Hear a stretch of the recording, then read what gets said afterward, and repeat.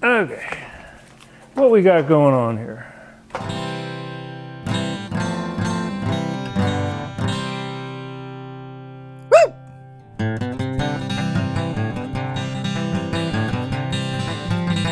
Oh yeah!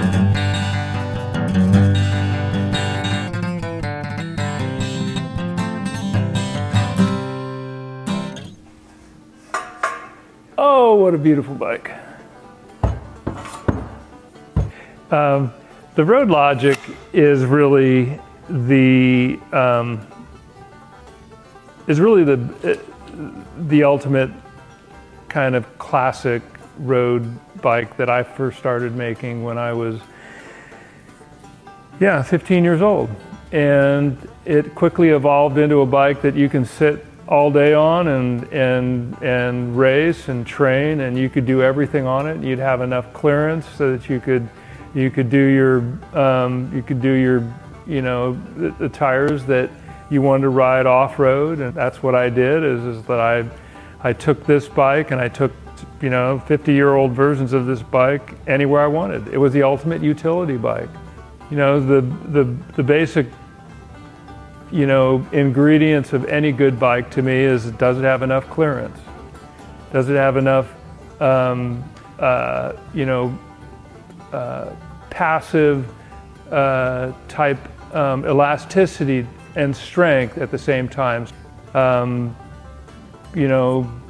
Being on a bike for 7 or 8 hours and it didn't fatigue you. The carbon fork has kind of changed the game in the front end. You still needed all the other things about the bike to work, and that's why it has such a unique head tube. I come from a time period where the bike wasn't available in Baskin & Robbins, so to speak, 31 flavors. It was a bike in its essence, in its design, and what you saw, how you saw people use it. They used it for everything.